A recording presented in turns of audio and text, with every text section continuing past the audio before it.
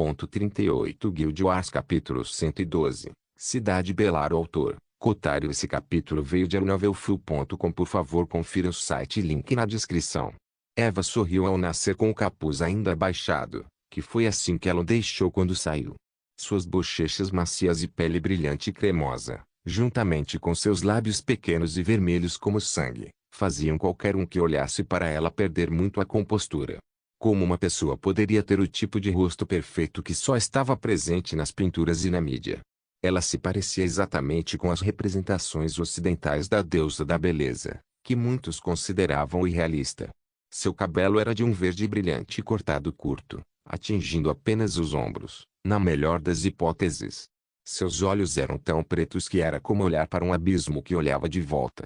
Na verdade, era possível ver um redemoinho miasmático em seus olhos, que fazia a alma parecer estar sendo atraída. Claro, além do aspecto físico, havia a manipulação mental de sua linhagem que realçava sua beleza aos olhos de qualquer espectador. Foi a mesma coisa para Draco, ou qualquer uma das linhagens Lúcifer ou Amaterasu com as heranças da Arcanjel ou Celestial Maiden, respectivamente. Draco observou sua própria beleza celestial enquanto ela observava seu bela diabo. Os dois estavam tão extasiados um com o outro que era repugnante e, francamente, irritante. Se ao menos alguém pudesse alcançar o mundo e bater na cabeça deles. Eventualmente, eles conseguiram parar de se encarar e se abraçaram com força. Draco beijou Eva profunda e profundamente, uma ação que ela retribuiu de todo o coração. Afinal, Draco estava extremamente cansado e um pouco angustiado depois de trabalhar por 2 dias sem parar, fazendo a mesma maldita coisa repetidas vezes. No entanto, ver sua alma gêmea o encheu de paz e alegria. Eva estava em uma situação difícil, porque não importava o que fizesse, ela era incapaz de suportar o desaparecimento de Draco por muito tempo. Ela só conseguiu aguentar na primeira vez porque tinha a tarefa hercúlea de fazer de Umbraguilda perfeita antes que ele voltasse.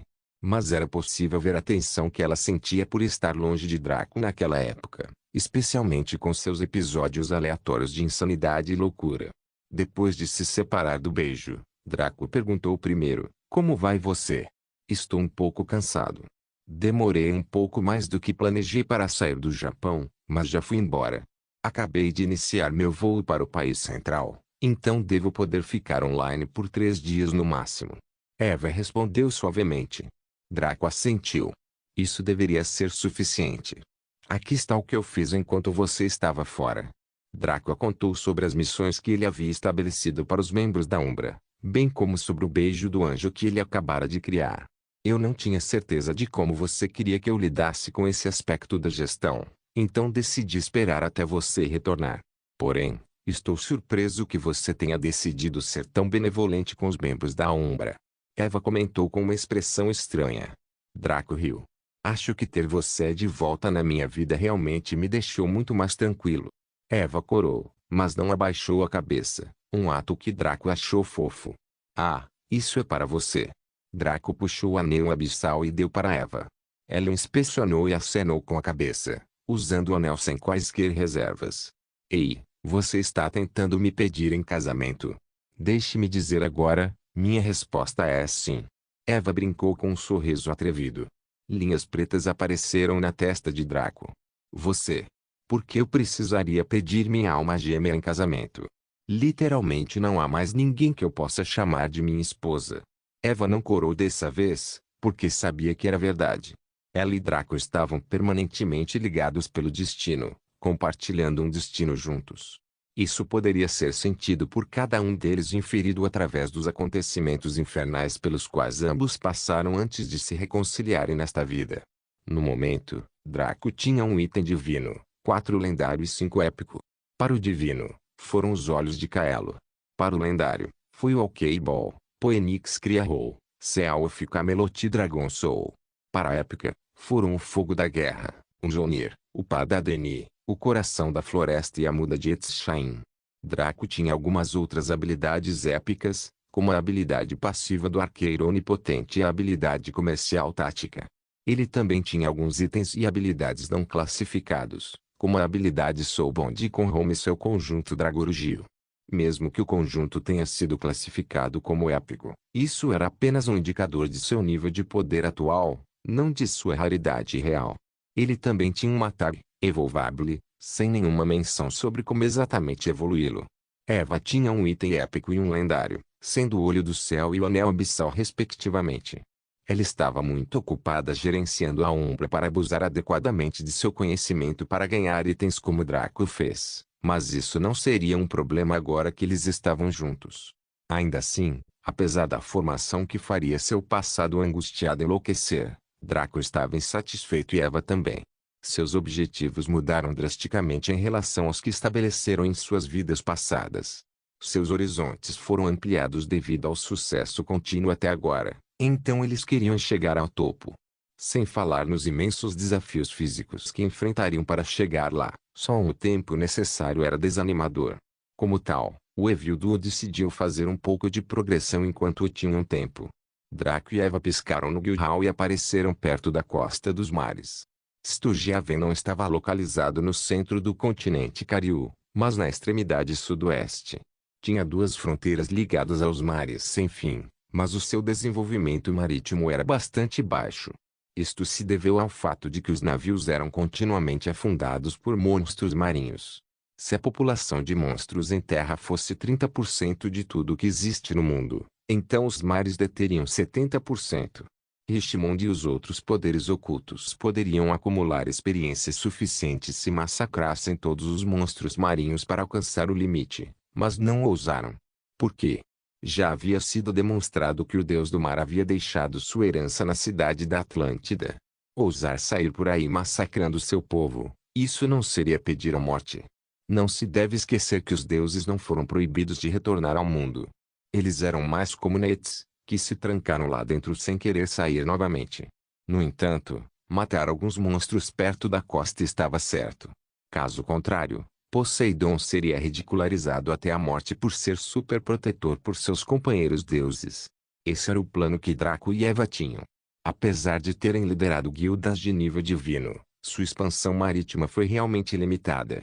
O mar era definitivamente rico em recursos, mas não podia ser colhido adequadamente devido às circunstâncias que o rodeavam, deixando-o um pouco como um hobby para a maioria dos jogadores ou guildas.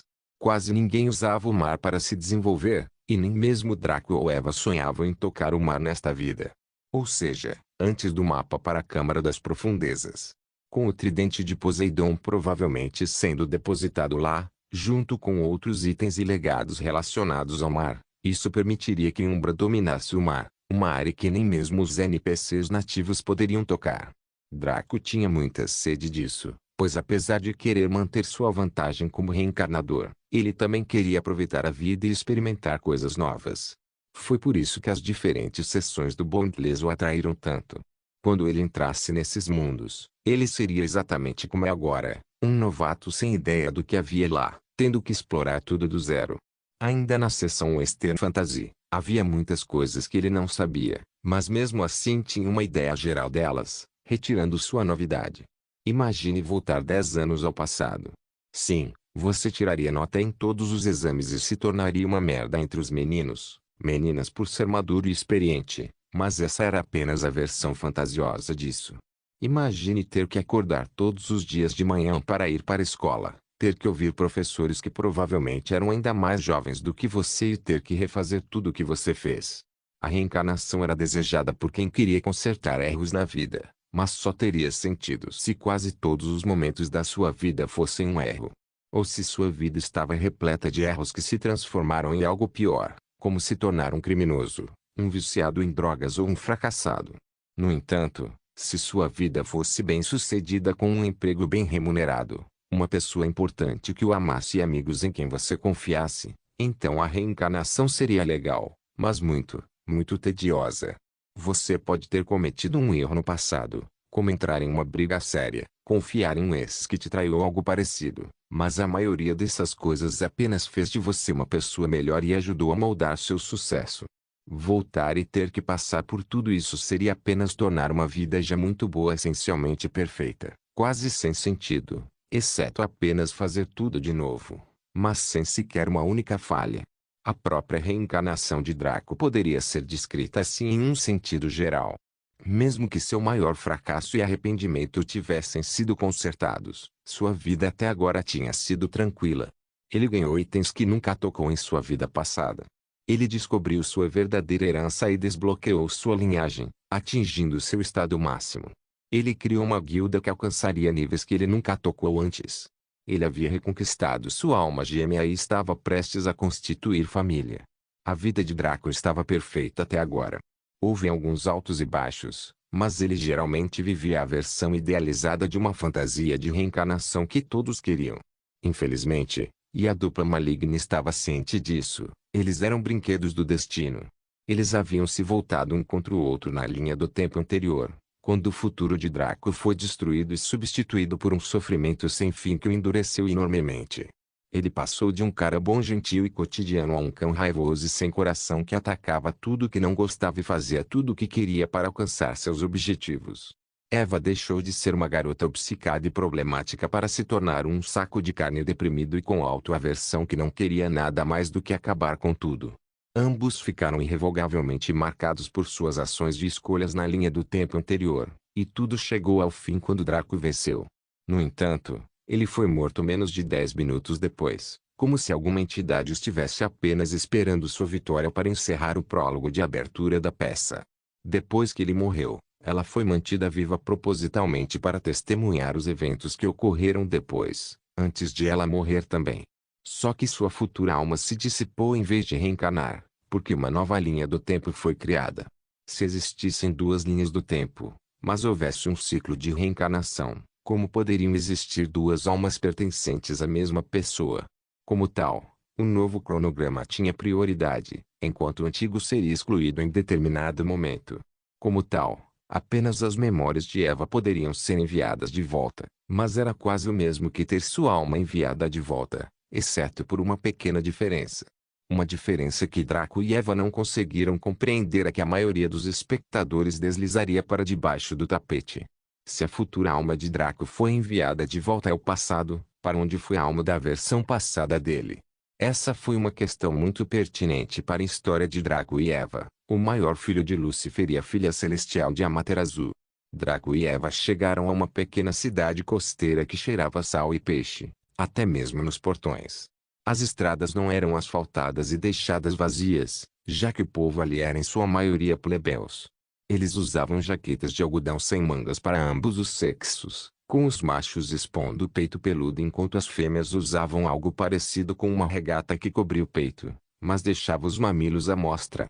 Os homens usavam shorts de algodão, enquanto as mulheres usavam saias curtas ou shorts também. Não porque fossem indecentes, mas porque a vida aqui era sempre agitada e era preciso usar algo confortável para trabalhar, que não irritasse a pele o tempo todo. Além disso, esses eram plebeus, e uma coisa que os plebeus na fantasia ocidental sempre demonstravam era falta de decoro. Eles não eram cultos ou pudicos como os nobres ou a elite, mas muito abertos a tudo. Os plebeus na fantasia ocidental também foram em grande parte feitos para serem muito promíscuos. Genie, na casa perto da periferia da vila, teria perdido a virgindade por volta dos 16 anos ou antes e faria muito sexo desprotegido com qualquer um dos caras de sua faixa etária na vila que ela gostasse. Este foi apenas um exemplo, mas era a crença geral. É claro que meninas e rapazes que mantiveram a pureza até o casamento também existiam em círculos mais comuns, mas isso geralmente significava que eram amigos de infância que se amavam há anos. Esta cidade costeira chamava-se Cidade de Belaro. Era uma cidade pequena que quase não tinha presença oficial, exceto um lorde da cidade que era nobre e sua família. Foi isso, eram só eles. Mesmo assim, eles quase não interferiram na vida dos plebeus, deixando-os livres para trabalhar duro. Como tal, a família nobre que zelava por esta cidade tinha uma reputação extremamente positiva. Draco e Eva não se preocuparam em ir a lugar nenhum ou cumprimentar ninguém. Eles foram direto para a filial da Guilda dos Aventureiros e entraram no prédio sem alarde. O salão desta filial era muito menor que o da cidade de Cario e muito menos luxuoso. Parecia mais um pequeno escritório em uma área de baixa qualidade do que uma filial da Guilda dos Aventureiros. No entanto, Draco e Eva sabiam melhor. Havia um segredo interessante que este ramo estava tentando esconder e que foi descoberto perto do fim de suas vidas, e nenhum deles teve a chance de explorá-lo devido à batalha ter atingido o clímax. Como tal, A bonita e inteligente Gentle Flower assumiu silenciosamente o controle. A Noble Soul também estava no meio de uma guerra de guildas em grande escala contra a quinta guilda divina de sua linha do tempo anterior, permitindo que Kamizu, que ficou fora da guerra de guildas, colhesse os benefícios. No entanto, esses benefícios agora eram para Draco e Eva desfrutarem. Draco caminhou até a única mesa do prédio e sentou-se no único assento para clientes, Eva sentada em seu colo e enrolada nele como um felino elegante. A pessoa do outro lado era uma velha de cabelos grisalhos e que parecia muito rígida. Ela usava óculos e tinha rugas profundas no rosto. Ela usava um traje oficial e era de tamanho diminuto. Quando seus olhos cinza claros notaram Eva e Draco sentados à sua frente de maneira tão informal, ela franziu a testa, mas manteve seu comportamento profissional. Bom dia, em que posso ajudá-lo? Draco sorriu e colocou seu distintivo de arauto no balcão. Permita-me acesso à masmorra dos destroços subaquáticos. Quando a velha senhora viu o distintivo sobre a mesa, suas pupilas se aguçaram bastante enquanto ela absorvia o peso de suas implicações. Este não era um item pequeno, mas algo que poderia permitir ao portador correr sem controle por todo o continente. No entanto, foi só quando ela ouviu exatamente onde Draco queria ir que sua respiração parou e suas pupilas se estreitaram quase em fendas. O sorriso calmo e indiferente de Draco, juntamente com a estranheza de Eva, contribuíram para o efeito. Esses dois. Quem eram eles? Como eles sabiam? Como eles sabiam sobre uma das poucas masmorras de nível lendário da Guilda de Aventureiros? Principalmente um dos poucos que estava ligado ao mar. No entanto, ela não conseguiu obter uma resposta porque não era seu dever perguntar. Era como ter direito a salas VIP sempre que embarcar em voos de uma determinada companhia aérea, e um funcionário de nível médio exigir saber como você conseguiu isso. Ela só conseguiu respirar fundo e perguntar seus nomes. Posso saber seus nomes e a duração de sua expedição? Eu sou Draco, ela é Eva. Ficaremos o tempo que quisermos. A resposta de Draco foi lânguida e civilizada, mas soou incrivelmente arrogante e vistosa aos ouvidos da velha senhora devido ao status que Draco possuía. Ainda assim, o que isso tinha a ver com ela? Se o sujeito fosse realmente um idiota, então tudo o que ela precisava fazer era processar o assunto dele mais rápido para que ele pudesse ir embora e ela pudesse voltar para a sua vida. Ela redigiu os pedidos e apresentou 2 emblemas para Draco e Eva. A dupla maligna os pegou e os colocou em seus inventários antes de piscar, atordoando a velha senhora por um segundo. No entanto, ela logo se acalmou e balançou a cabeça. Os jovens são realmente formidáveis hoje em dia. Draco e Eva apareceram na frente de um grande galeão que tinha a figura de proa de uma sereia. Parecia mais um navio de guerra do que um navio mercante, com muitas aberturas para os canhões espiarem e descarregarem seu fogo. Havia morteiros, braseiros e até 2 balistas. Draco e Eva subiram no convés, onde viram muitos NPCs, mas nenhum jogador. Se houvesse um jogador aqui tão cedo no jogo, Draco diria besteira. Os NPCs aqui foram todos reduzidos aos níveis de Draco e Eva, no rank 1, nível 23. Todos eles olharam para o duo maligno enquanto embarcavam no navio com expressões diferentes, alguns interessados, alguns entediados e alguns respeitosos. Draco ignorou todos eles e ficou com Eva na frente do grupo, certificando-se de que todos estavam um passo atrás deles. As dungeons lendárias não eram como as outras masmorras onde se entrava, lutava contra monstros, abria baús e depois matava o chefe. As masmorras de nível lendário e divino tinham suas próprias linhas de missão e podiam ser acessadas em qualquer nível. No momento em que Draco e Eva receberam os emblemas, a missão da masmorra começou. Guild Wars capítulo 113, Masmorra de destroços subaquáticos. Um galeão partiu quando Draco e Eva embarcaram, como se estivessem esperando por eles todo esse tempo. Assim que içaram as velas, o capitão e os marinheiros deixaram de se preocupar com os 2 jogadores, cumprindo suas tarefas com precisão mecânica. O que eram masmorras de nível lendário e divino? Até agora, não tínhamos ouvido falar de nenhuma classificação de masmorras além de 4 homens, 10 homens, 20 homens e 100 homens.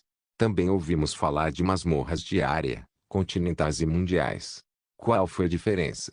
Essencialmente, Legendary Dungeons eram masmorras de instância aberta que estavam sempre em andamento. Era bastante semelhante às masmorras apresentadas nos morpegs mais populares do início dos anos 20. Todos poderiam entrar ao mesmo tempo e interagir uns com os outros, ou interferir uns com os outros, mas todos teriam a mesma missão para completar. Se alguém não completasse a linha de missão, não haveria recompensa, exceto por qualquer experiência ou ouro que você ganhasse ao longo do caminho. Sem descobrir o que fazer a seguir, você não poderia prosseguir. Pointless manteve esse tipo de sistema onde você precisava fazer coisas específicas, para desbloquear novas interações com os NPCs para progredir. Porque as masmorras lendárias e divinas eram tão raras e exigiam circunstâncias tão especiais para acessá-las. Porque a recompensa por completar a missão de qualquer masmorra lendária ou divina era um sorteio aleatório de itens que estavam rank abaixo da masmorra que tinha a ver com a tradição da masmorra. Em outras palavras, completar a linha de missões de uma masmorra lendária distribuía um item épico, enquanto completar uma masmorra divina distribuía um item lendário. Uau! Mas espere! Se fosse assim, como é que ninguém, publicamente, tinha um item lendário? Ah, que ingenuidade fofa! Onde alguém deveria encontrar uma masmorra divina? Veja como a Guilda dos Aventureiros era secreta em relação a uma masmorra lendária. Quem você esperava que soubesse onde ficavam suas masmorras divinas? Mesmo esta masmorra lendária só foi descoberta alguns meses antes da morte de Draco, então os jogadores da vida anterior tiveram que gastar o quê? Mais de 14 anos jogando o jogo para finalmente descobrir o segredo que a Guilda da Aventura conseguiu esconder debaixo de seus narizes por contanto. Na linha do tempo anterior, não faltaram itens épicos nem formas de adquiri-los. Afinal, Draco não tinha sido o único jogador Master Rank Tradeskill. Mas encontrar uma masmorra divina que distribuísse itens lendários era muito difícil. Draco não tinha certeza se o próprio Richmond teria acesso a essa informação. Afinal, o chefe da Guilda dos Aventureiros não era muito mais fraco que ele. Mas isso foi apenas considerando os benefícios da masmorra. A dificuldade das masmorras lendárias era exatamente como o nome indica, no nível lendário. O mesmo acontece com as masmorras divinas. Os jogadores da linha do tempo anterior tinham um ditado sobre masmorras lendárias e divinas. Difícil de entrar, difícil de sair. Draco e Eva ficaram na proa do navio, olhando silenciosamente para o mar calmo. Seu silêncio e arrogância pressionaram os NPCs, já que esse casal parecia muito forte e tinha uma aura estranha ao seu redor que era sufocante. Eles observaram o navio atingir um pequeno redemoinho que não conseguiu puxar o galeão para suas profundezas. Francamente, o redemoinho era tão grande quanto uma mesa de jantar redonda, mas os NPCs no navio olhavam para ele com apreensão e hesitação. Draco e Eva pularam direto no redemoinho sem perder um segundo, assustando os NPCs com eles. Loucos. Eles estão loucos. Como eles puderam? Eles não conhecem as lendas. Eles estão mortos. Mortos. Suspiro. Que pena. Os NPCs não eram como Draco e Eva, que seguiriam o caminho mais rápido para a masmorra dos destroços subaquáticos. Eles usariam o método indireto de mergulhar por conta própria. Draco e Eva se permitiram ser puxados para baixo pela força de sucção surpreendentemente forte do redemoinho. Uma pessoa normal teria seus corpos espremidos e separados por essa força, mas eles eram indiferentes a isso.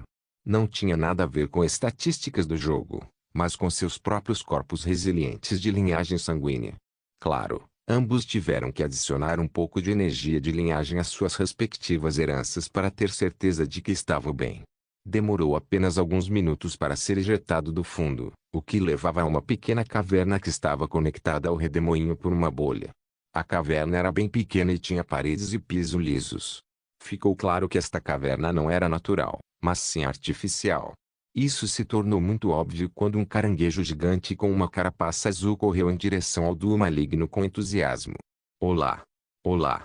O caranguejo gigante agitou as garras como se estivesse tentando chamar a atenção deles, mas o mais surpreendente foi sua capacidade de falar. Ele parou bem diante deles, balançando para cima e para baixo de excitação. Uau! São dois humanos. Isso é ótimo. E vocês parecem super fortes também. Draco e Eva trocaram um olhar. Eles naturalmente ouviram falar dessa masmorra e tinham uma ideia aproximada de que tipo de recompensa os aguardava. Mas seus espiões em Kamizu não conseguiram discernir qual era exatamente o conteúdo da missão. Eles não tinham certeza, poderia esse caranguejo gigante ser o doador da missão? Pensando nesse sentido, Draco sorriu e cumprimentou o sujeito. Olá. Você tem algum problema para o qual precisa de nossa ajuda? O caranguejo gigante agitava suas garras animadamente enquanto falava. Sim. Minha esposa e eu entramos nos destroços de um navio gigante de uma época que acreditamos coincidir com a Guerra dos Deuses. Queríamos explorar suas profundezas e desenterrar algum tesouro útil para tornar nossas vidas mais fáceis, mas... A voz do caranguejo gigante ficou muito mais fraca quando ele chegou a esse ponto. Subestimamos os perigos de fazer isso, e minha esposa foi capturada pelos espíritos mortos-vivos que assombravam os destroços. O caranguejo gigante agarrou as coxas de Draco e Eva enquanto sua voz se tornava implorante. Por favor, me ajude a salvá-la. Ela é tudo para mim. Estou disposto a me tornar seu escravo, se for necessário. O resgate subaquático, missão lendária. Descrição: ajude Creo a salvar sua esposa, Mila. Estágio 1. Entre nos destroços subaquáticos. Recompensas: item épico, 10.000 ouro. Aceitar missão. Sem número. Draco e Eva ficaram surpresos, antes que o primeiro começasse a rir enquanto a segunda balançava a cabeça. Creo ficou naturalmente surpreso com o fato de seu apelo sincero receber tal resposta, mas ele não demonstrou isso externamente. Os olhos de Draco brilharam quando ele de repente interrompeu a risada. Nós vamos ajudá-lo de graça. Apenas fique aqui e não atrapalhe. As palavras de Draco foram como o decreto do imperador aos ouvidos de Creo, fazendo-o sentir vontade de chorar. Obrigado. Obrigado. Eu prometo que não vou atrapalhar. Por favor, salve. Draco e Eva entraram nos túneis da caverna, indo em direção aos destroços subaquáticos. Como a caverna obviamente não era o local da masmorra e havia apenas um túnel, era seguro dizer que este era o único caminho a seguir. O duo maligno caminhou pelos túneis impunemente, nem mesmo se preocupando em manter o estado de alerta. Esta masmorra de classificação lendária, com a qual eles estavam um pouco preocupados, agora era uma merda para eles. Por quê? Sua população de monstros era do tipo morto-vivo. Lightbringer classificação especial, 500% de dano contra seres malignos, 500% de defesa contra seres mal alinhados. Como Draco tinha um título como esse, os mortos-vivos do mesmo nível que ele não passavam de brinquedos. A menos que fosse de rank 2 ou superior, eventualmente morreria pelas suas mãos, especialmente com todas as suas acumulações até agora. Draco sabia com certeza que dungeons lendárias não tinham inimigos superiores ao seu rank. Tudo foi reduzido ao nível dos jogadores porque com seus acúmulos e nível de habilidade, até mesmo os inimigos do mesmo nível eram uma batalha difícil para eles, muito menos um rank acima. Draco e Eva juntos poderiam lutar contra um monstro de rank 2 e assustá-lo, mas não matá-lo. Isso incluía até a chance de o monstro ser um morto-vivo. No entanto, mesmo um monstro morto-vivo de nível 1, nível 50, que tinha quase 30 níveis acima deles, não passava de um brinquedo aos olhos deles. Não se deve esquecer que o elemento Bloodline de Eva era da luz. Draco não estava apenas sobrecarregado contra inimigos mortos-vivos, mas Eva também. Foi por isso que eles se atreveram a percorrer uma dungeon lendária impunemente. O duo maligno logo entrou em uma caverna onde a metade inferior do casco de um navio estava presa à extremidade norte, enquanto eles haviam entrado pela entrada sul. A caverna era grande, mas o navio que tapava o outro lado e evitava que a água a inundasse era ainda maior. A rampa do navio foi baixada para dentro da caverna, e o duo maligno pôde ver muitos esquadrões de mortos-vivos circulando. Estes não eram mortos-vivos selvagens, mas humanoides inteligentes e habilidosos que se assemelhavam ao que eram antes. Quase todos eram soldados, sendo alguns servos que cuidavam das diversas funções do navio durante seus dias de vida. Draco derrubou o QI Phoenix Cree, liberando seu controle ao máximo. Eva sacou suas facas de arremesso e as cobriu com sua energia luminosa que foi aumentada em 30% graças ao olho do céu. Os dois começaram a atirar nos vários mortos-vivos com uma sincronização quase assustadora, como se fossem duas partes de um todo. Eles nunca acertavam o mesmo alvo e seus chutes sempre se complementavam de uma forma ou de outra. Toda vez que a flecha do grito da Fênix impactava um morto-vivo, ele gritava de dor antes de se transformar em cinzas. A flecha então desapareceria e reapareceria na aljava de Draco, permitindo-lhe disparar novamente. Usando a técnica Starshot, que agora estava com 90% de conclusão, os tiros de Draco rasgaram a atmosfera com um estrondo trovejante. Ondas de choque emitidas por sua flecha enquanto ela acelerava em direção aos inimigos diante dele, que mal conseguiam responder ao projétil que se aproximava antes de serem perfurados e mortos instantaneamente. E então houve o outro efeito passivo, a onda sônica, que enviou um ataque sonoro penetrante contra qualquer inimigo dentro de 1 quilômetro da flecha. O grito soou como o grito de uma fênix, fazendo com que os ouvidos e o cérebro se transformassem em mingau. Do lado de Eva, ela era muito mais eficiente do que Draco enquanto disparava facas revestidas de energia luminosa como uma metralhadora. Eva fez questão de preencher seu enorme inventário com uma quantidade quase infinita deles, jogando-os sem abandono. Seus tiros eram precisos e sempre direcionados para a testa, pois ela também usava seu controle ao máximo. Nada que estivesse ao alcance foi capaz de dar um passo mais perto deles enquanto disparavam como loucos.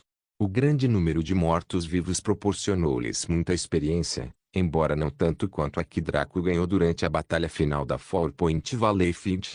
Mesmo assim, a experiência foi boa. No momento em que Draco e Eva bombardearam toda a caverna e massacraram tudo dentro, ambos ganharam 200% de experiência, que decidiram manter em vez de colocar em seus itens. Draco estava agora no nível 25 e esta era a aparência de sua ficha de personagem.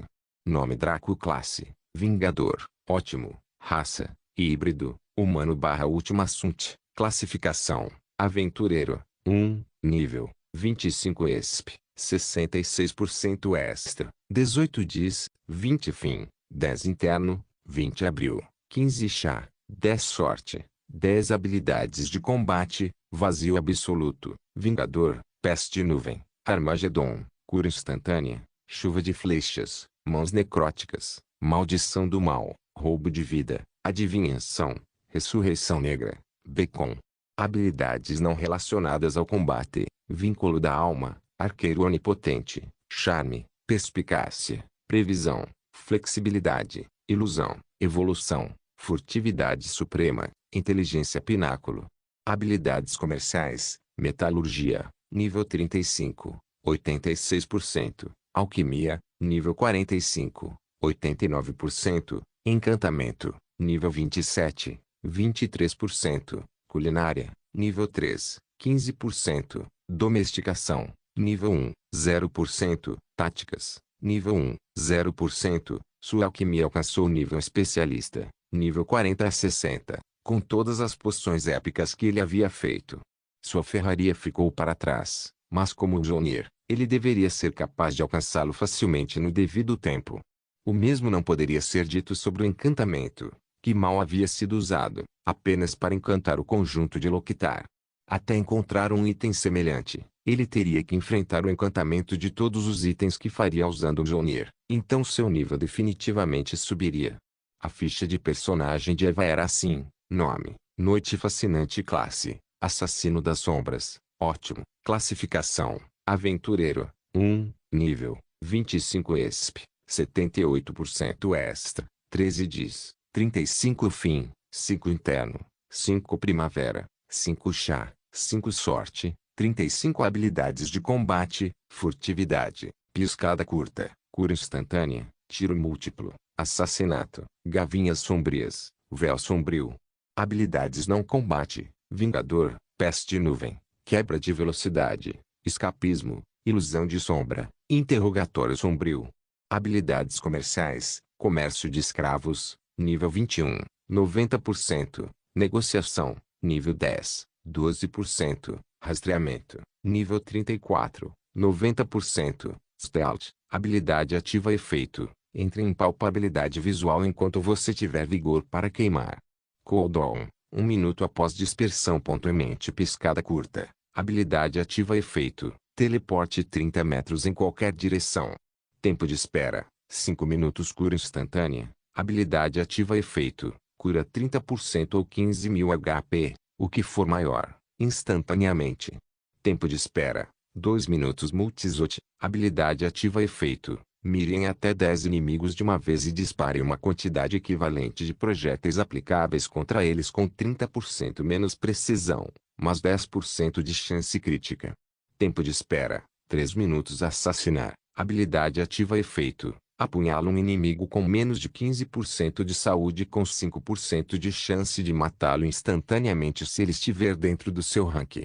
Se o insta-kill falhar, cause 200% de dano. Tempo de espera, 10 minutos. Shadow Tendrils, habilidade ativa efeito. Invoca gavinhas sombrias para prender, perfurar ou assediar um alvo inimigo. Gavinhas duram enquanto você tiver mana para queimar e consumir 10 de mana por segundo. Tempo de espera, 7 minutos. Shadow Tendrils, feitiço ativo em grande escala efeito. Um véu de sombra envolve o campo de batalha, reduzindo a visibilidade e a precisão de todos dentro em 30%, a menos que sejam aliados do lançador. Duração, 1 minuto. Tempo de espera, 72 horas. Pés de nuvem. Habilidade passiva velocidade de movimento mais 20%, velocidade de ataque mais 10%. Revenger. Habilidade passiva dano de arma mais 20%, dano mágico mais 20%. Speedbreak. Habilidade passiva efeito. Inimigos até 100 metros de você têm velocidade de movimento reduzida em 10%. Escapismo. Habilidade passiva efeito. É mais fácil perder o agro dos inimigos em 200%. Ilusão de sombra. Habilidade passiva efeito. Quando estiver furtivo ou sob os efeitos de qualquer técnica de ocultação, você invocará uma ilusão sombria de si mesmo quando sua técnica de ocultação for quebrada. Dark Interrogation. Habilidade passiva efeito. Suas palavras têm a capacidade de convencer os ouvintes e exibir efeitos visuais que respondem direta ou indiretamente à sua consulta. Nota 1. Isso só funciona naqueles dentro do seu rank com efeito limitado. Os dois tinham algumas habilidades misturadas entre si, mas havia distinção suficiente em seu crescimento para que se pudesse ver a diferença entre um vingador e um assassino das sombras. Draco e Eva não se preocuparam em pegar nenhuma das gotas. Draco não se preocupou em convocar Roma, já que os dois deveriam ser mais que suficientes para esta masmorra. Além disso, era uma oportunidade perfeita para passarmos algum tempo juntos sem ninguém interferir. Eles subiram a rampa e entraram no enorme navio que compunha os destroços subaquáticos. Quando o fizeram, os detalhes da missão foram atualizados automaticamente. O resgate subaquático, missão lendária. Descrição: ajude Kree a salvar sua esposa, Mila. Estágio 1. Entre nos destroços subaquáticos. Completo. Etapa 2. Navegue até a seção de prisões dos destroços subaquáticos. Recompensas. Item épico. 10.000 ouro. Draco e Eva trocaram um olhar. Devemos usar o controle, seus olhos divinos, ou apenas passear e nos divertir? Eva perguntou lentamente. Draco ponderou um pouco antes de falar. Vamos usar meus olhos divinos para encontrar nosso objetivo e o melhor caminho para alcançá-lo. Em seguida, usaremos nosso controle para identificar todos os monstros no caminho e matá-los por diversão e experiência. Eva gostou da sugestão e concordou imediatamente. Os olhos vermelhos e pulsantes de Draco se aguçaram quando ele viu a seção da prisão dos destroços subaquáticos. Era um lugar miserável, mal conservado e com forte presença de guardas. Havia um diretor morto-vivo grande e com uma armadura espessa que estava sentado em um assento perto das próprias celas, seus olhos negros e escuros vagando constantemente em busca de intrusos. Draco desviou o olhar enquanto anotava o caminho para as celas da prisão, compartilhando o que havia aprendido com Eva. Com isso, o duo maligno iniciou uma jornada sangrenta, tecnicamente sem derramamento de sangue, através dos destroços subaquáticos, destruindo todos os mortos-vivos que encontraram em seu caminho. Draco continuou usando arco e flecha enquanto Eva se agarrou às suas facas revestidas de energia luminosa. Eles continuaram a matar instantaneamente tudo que viram. Nenhum dos monstros foi capaz de realizar um contra-ataque significativo. Quando chegaram às celas da prisão, Draco e Eva haviam derrotado mais de 100 inimigos, ganhando pouco menos de 150% de experiência cada. Eles colocaram isso em seus itens épicos evoluíveis: o olho do céu de Eva para Eva e o par da Dani de Draco. Certamente era lamentável quando comparado ao quanto eles exigiam, mas pequenos passos acabariam por levar alguém ao seu objetivo de qualquer maneira. A técnica Starshot de Draco estava em 99% agora e ele já havia elaborado 25% do segundo nível, bem como 3% do terceiro nível. A importância disso era o fato de que quando ele completasse o primeiro nível, seu dano e eficiência aumentariam em pelo menos 50%. Olhando quanto dano ele já causou, Em comparação com os dois itens lendários de tiro com arco que ele estava usando, ele facilmente se tornaria o maior arqueiro deste jogo entre os jogadores. No entanto, era um fato que o tiro com arco não era o único campo que Draco aprenderia enquanto estava em Bondless. Havia muito mais para esses reencarnadores cobrirem. Guild Wars capítulo 114, Calabouço de Destroços Subaquáticos 2. Draco recuou e focou seu fogo no diretor da prisão, enquanto Eva avançava. O HP deste mini-chefe foi impressionante. Nome: Diretor da prisão, monstro de tenente nível, 30 HP, 75.000. Eva rapidamente destruiu os vários guardas e soldados mortos-vivos com suas duas espadas curtas revestidas de energia luminosa. Ela poderia ter ficado ao lado de Draco, mas estava um pouco entediada de atacá-los à distância. Afinal, ela jogou facas ao longo de sua vida passada em todos os compromissos dentro da Bondless e mesmo antes disso. Ela queria esticar um pouco as pernas dessa vez. Em sua vida passada, Draco não conseguiu usar o arco, como um vingador. Isso pode explicar por que ele estava se concentrando tanto no tiro com arco em vez de na esgrima recentemente. Ele era como um garotinho que recebeu um presente de Natal e estava realmente ficando viciado em atirar nos inimigos com arco ok. Ao ver seus homens sendo massacrados, o diretor da prisão finalmente chutou sua mesa na direção deles, forçando Eva a fugir. Pegando uma longa lança, ele a girou como uma roda. O chefe conseguiu desviar a flecha grito da Fênix, mas ainda perdeu saúde e teve que recuar 10 passos após o impacto. Menos 100 HP. Seus olhos negros escuros brilharam com seriedade quando ele percebeu que este arqueiro aventureiro imortal era extremamente poderoso, forte o suficiente para enfrentá-lo de frente sem medo. Como tal, ele esperou pelo próximo tiro de Draco enquanto saltava para frente, com o objetivo de reivindicar a flecha em troca de diminuir a distância, mesmo que só um pouquinho. Afinal, se ele tentasse bloqueá-lo, o recuo o afastaria ainda mais do alvo. Todo lutador de combate corpo a corpo, ou de médio alcance, desprezava os caças de longo alcance exatamente por esse motivo. A única maneira de derrubá-los era diminuir a distância o mais rápido possível. Feito isso, o combatente de longo alcance seria como um Shota preso em um quarto com uma mulher mais velha. Não haveria fuga alguma e tudo que alguém tivesse que suportar para chegar a esse estágio seria recompensado 10 vezes mais. Draco sorriu enquanto apontava a flecha grito da Fênix na cabeça do diretor da prisão. Deixando de lado os olhos de Kaelo, seu próprio senso de combate garantiu que os pensamentos do diretor da prisão fossem expostos diante dele. Se o sujeito planejasse receber um golpe em troca de se aproximar, Draco não impediria. O diretor da prisão correu em direção a Draco, tendo que parar e desviar a flecha. Desta vez, ele foi empurrado para trás mais de 10 passos, pois estava em movimento quando foi atingido. Ainda assim, ele estava agora um pouco mais próximo desse sujeito sem vergonha. Como antes, ele perdeu outros 100 HP apenas por desviar a flecha. Olhando para isso, o diretor da prisão não pôde deixar de ponderar que tipo de entidade esse sujeito era. Ele tinha um nível mais alto que o aventureiro imortal e era do rank tenente, que era um monstro de nível mini-chefe. Normalmente seria necessário pelo menos um grupo de 10 jogadores com equipamentos de ponta para ficar no mesmo nível. Por esta razão, mesmo os jogadores experientes tentaram não enfrentar esses monstros sem ter cerca de 3 níveis acima deles. No entanto, aquele estava sendo extremamente reprimido por apenas um jogador que estava 5 níveis abaixo dele. Draco repetiu suas ações, usando a velocidade e o poder bruto da técnica Starshot para abusar do diretor da prisão, eliminando 100 HP com cada tiro.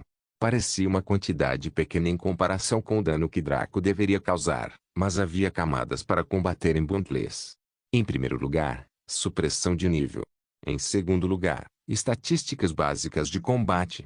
Em terceiro lugar, modificadores de habilidade passivos, ativos, aumento percentual, furioso. Em quarto lugar, modificadores de equipamento, pulsão. Finalmente, modificadores de técnica. Esses foram os 5 critérios principais que a EA calculou quando ocorreu o combate para a versão de lançamento do Bondless. Era possível que outros fatores tivessem influenciado, mas esses 5 foram os que a base de jogadores conseguiu confirmar. Cada aspecto foi listado em ordem de efeito e importância, com a supressão de nível desempenhando o papel mais importante. enquanto o resto foi levado em consideração. As estatísticas básicas de combate de Draco eram medianas, isso era inevitável. Todos teriam as mesmas estatísticas básicas para o seu nível, assumindo que não obtiveram uma fonte externa antes do nível 1 para alcançar o status ideal. Foram seus modificadores de habilidade que o transformaram em um monstro. Com habilidades como Dragon's Legacy, que aumentou todas as estatísticas de combate por um fator de 10, Sword of Promise Victory, que aumentou o dano da espada de uma mão por um fator de 10, e Bloodline Resonance, que aumentou as habilidades e técnicas dracônicas por um fator de 5, Draco era aterrorizante. Lutar contra.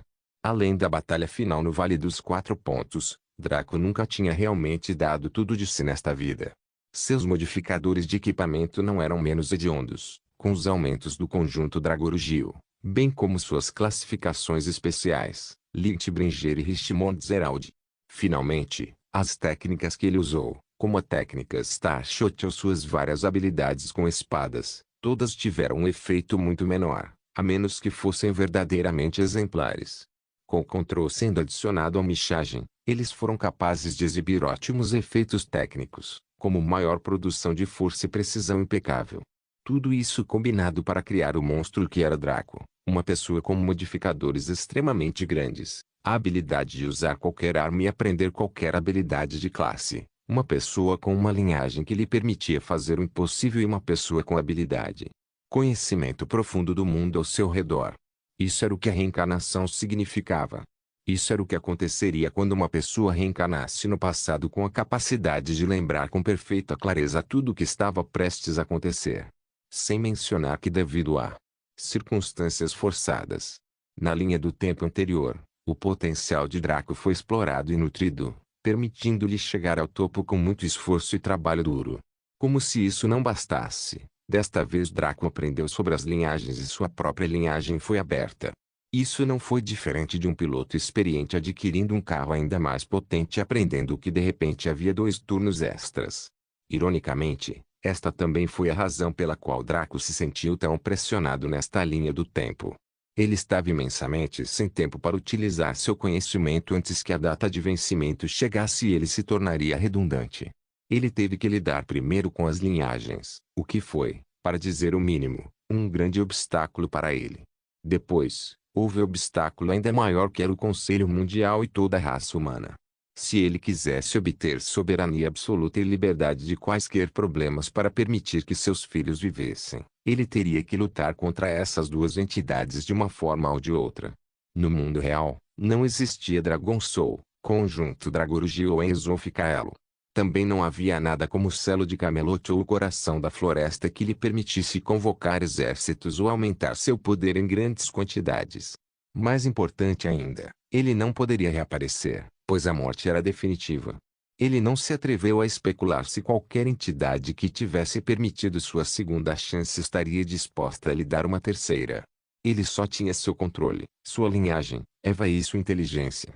Com esses 4, ele construiria seu próprio reino lá fora.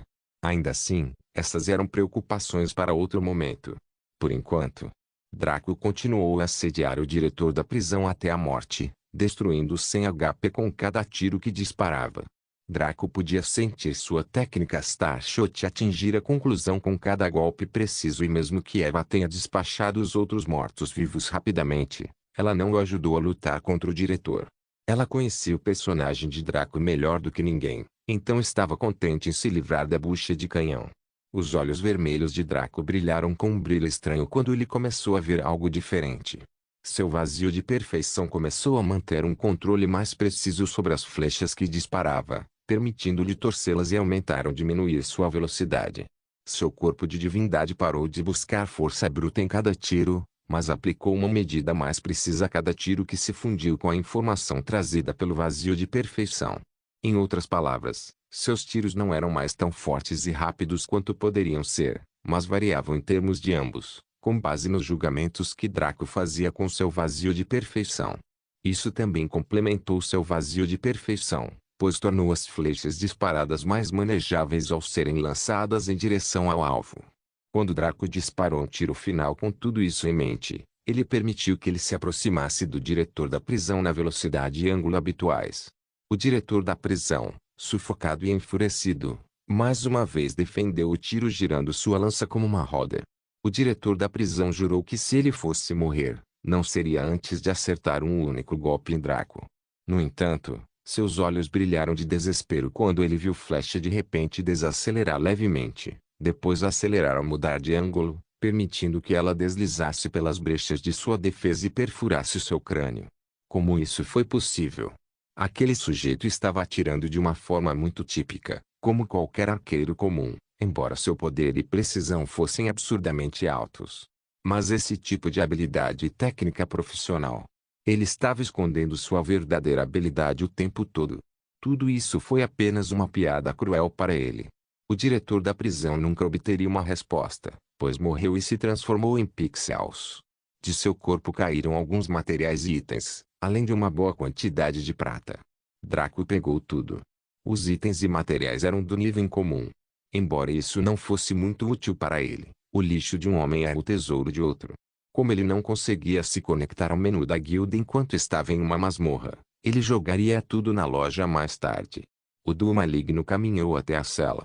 Quando chegaram lá, viram que Mila estava deitada de bruços, fraca, com as garras caídas enquanto ela se banhava em seu desespero e solidão. Quando ela viu o duo maligno se aproximando, ela ficou de pé e correu para as paredes da cela. Olá. Olá, Você poderia gentilmente me libertar? Meu marido está esperando por mim e este lugar é muito triste. Ele é tudo para mim. Estou disposto a me tornar seu escravo se for necessário. Apenas por favor deixe ver meu marido novamente. Draco e Eva trocaram um olhar. Realmente, tal marido, tal esposa.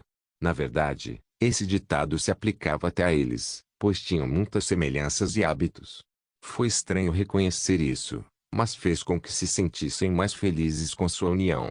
Draco abriu a cela com facilidade, algo que até a própria Mila provavelmente conseguiria fazer com suas garras.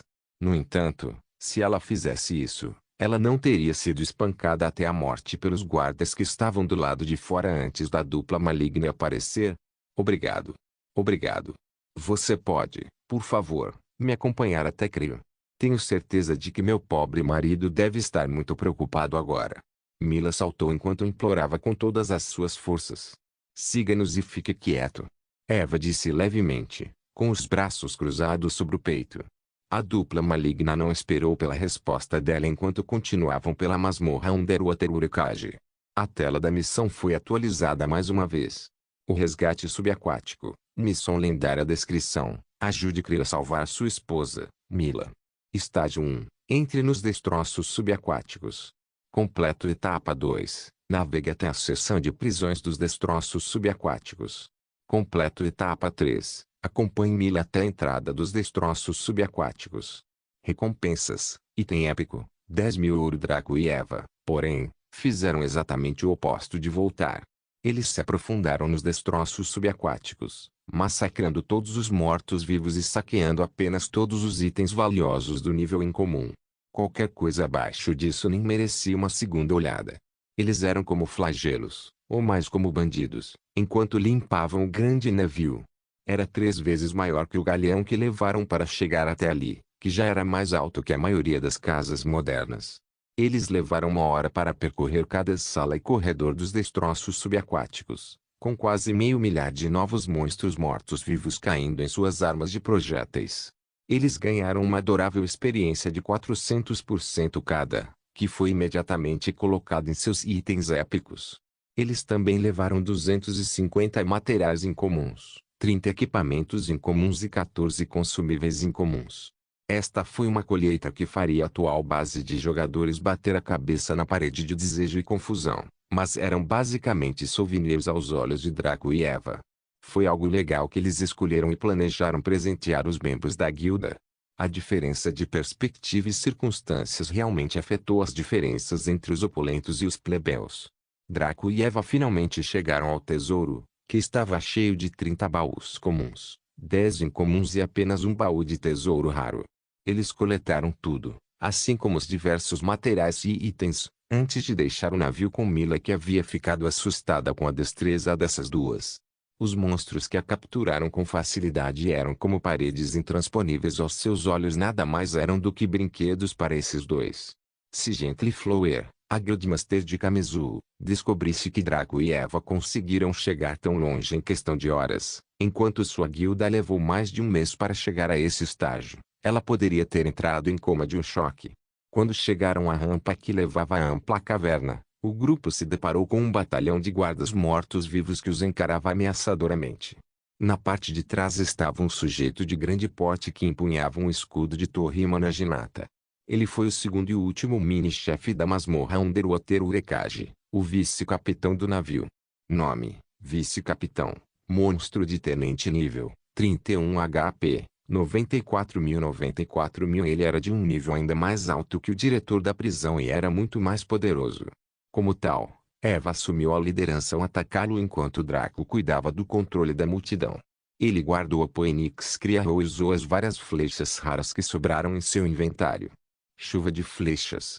Com sua técnica Starshot atingindo o primeiro nível, o poder e a precisão de Rhinofaros não eram nada como antes.